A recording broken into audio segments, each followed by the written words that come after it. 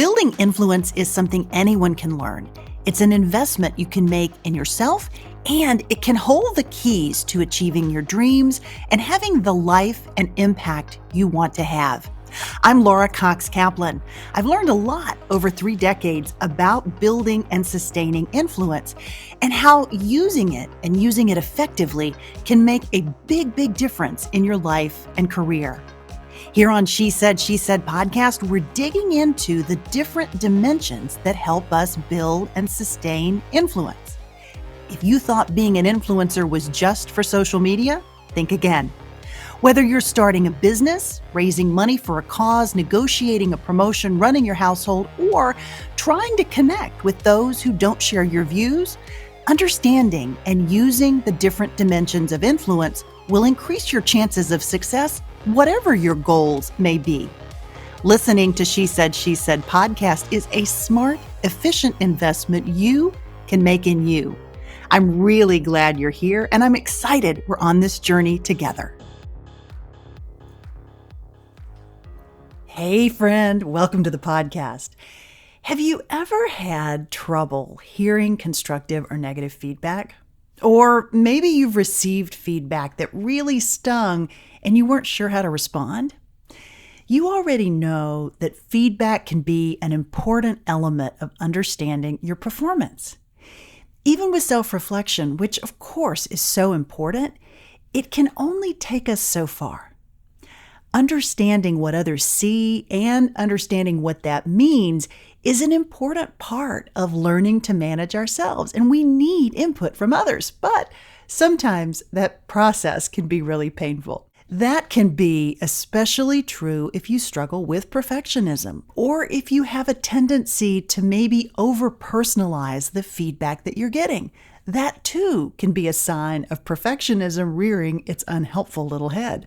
I have certainly had my own fair share of constructive feedback, and sometimes, maybe more often than I would like to admit, have had some trouble hearing it. So, this week, in what is a quick hit micro life hack episode, clearly I need a better name for this, but I'm going to share one of my favorite tips for helping you get more value out of feedback by helping you arm yourself with one of my favorite tools. This tool will help you go into the feedback conversation more prepared, both emotionally and armed with some great data. I have often found this little life hack is highly underrated, which is why I wanted to share it with you this week. So I'll be interested in hearing your feedback. The key is to develop a skills checklist, or what's sometimes called a skills inventory list. Now, in this episode, I'll share why doing this can boost your confidence and can help you create a positive narrative that can help you better articulate your value. Now, that's helpful not just when you're getting feedback, but also when you're going into any kind of a presentation or preparing a pitch for yourself, or maybe when you're going into a networking event. So, what is a skills or personal inventory checklist, and how is the best way to go about creating one? The first step is to brainstorm your skills, your abilities, and your competencies. Essentially, write down whatever comes to mind. Now, for me, I like to pull out both my bio and my resume, and I use those documents as essentially starting points. But then I'll fill in much more granular things that aren't necessarily reflected there. Now, those things might include things like maybe audio editing, or digital branding, or use of social media platforms. Maybe it's negotiating skills. The goal here is to be as comprehensive as possible. I also go back through my calendar for the past year or maybe the past several months to remind myself of things like speaking events, podcasts I've hosted or guested on, collaborations I've done with other organizations, maybe my thought leadership, lots of things like that that are ultimately quantifiable.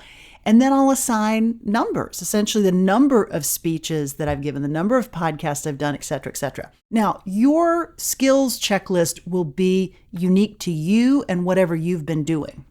Okay, the next step is categorize all of those skills, all those things that you've captured into different groups.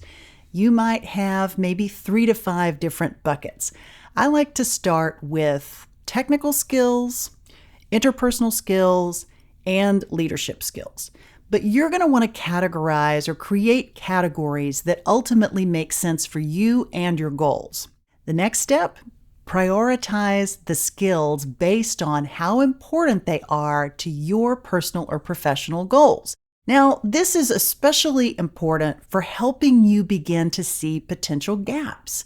What are some of the areas that might be missing, but that are important for you to develop? Now, the inverse is also true. This may also be helpful to illuminate some areas that maybe you don't highlight or showcase, but that are particularly unique to you and your brand and your story. I also find it really helpful to create an A, B, and C prioritized model, essentially looking at the skills that I've included, or in your case that you've included, look at them under each of those buckets and rate them A, B, or C based on how important they are to you for any opportunities that you may be thinking about. Now, this works similar to what you might have learned to do if you ever used the Franklin Covey system at some point. You can also use 1, 2, 3, or maybe color coding, whatever works best for you and whatever appeals to you. Specificity here, friend, also matters. Rather than listing quote-unquote excellent writing skills, even though that's great, maybe instead be more precise and list something like great at translating complex esoteric subject matter into understandable prose. Or you might say excellent storytelling skills, or great at corporate brochure writing, or great at Instagram caption writing, etc. You will also want to include a bucket for soft skills, which frankly I would put in the bucket with leadership skills, but again, this is your list, so it needs to make sense for you. Think about things like your listening skills, your collaboration skills, your team working skills, adaptability, emotional intelligence, problem solving skills, etc. And then finally, be sure to update this list regularly. Ideally, when you are reviewing your annual goals for the quarter, that's when I like to do it. And what I think is really important is to keep this list somewhere where you can glance at it easily and regularly. Keeping it front and center can be a great way of reminding yourself of all the progress that you've made and all the progress that you're continuing to make. That's basically it. It's super easy. Now, let's talk for a second about what makes this simple tool that you've created for yourself so valuable as it relates to feedback. So first, as it relates to preparing for feedback, the skills inventory or skills checklist is a great first step for ultimately creating a baseline for the conversation. This is the document that you'll use to prepare and to craft your narrative and story and value proposition before you go into the feedback session. This is a great way of really preparing and level setting the particular skills and value that you are bringing to the table and that you want to be sure and remember to emphasize. Now, the same is true for helping you prepare for an interview or a pitch or some other occasion when you want to give yourself a little confidence boost, but also want to remind yourself of key skills and attributes that you want to be sure to emphasize. Another important dimension of the skills inventory list, and frankly, this might seem a little counterintuitive since I talked about all of this in the context of making constructive feedback easier to navigate. But it is really helpful to also get outside feedback from your trusted mentors or your tribe on what you've created as part of your personal inventory checklist. Get their help, get that outside feedback to identify things that might be missing. Either things that you've done or know how to do, but you haven't included or forgotten to include, or things that are missing that you might need to learn to round out your skills to make sure that you have what you need to land that next opportunity. Now, this is an especially valuable exercise for you if you're in the midst of a career pivot or maybe trying to figure out what might be next. This can be an incredibly helpful exercise. So, whether you're preparing for difficult feedback, getting ready to tackle a new career challenge, or you just need a confidence boost, give this tip a try and let me know how it works for you.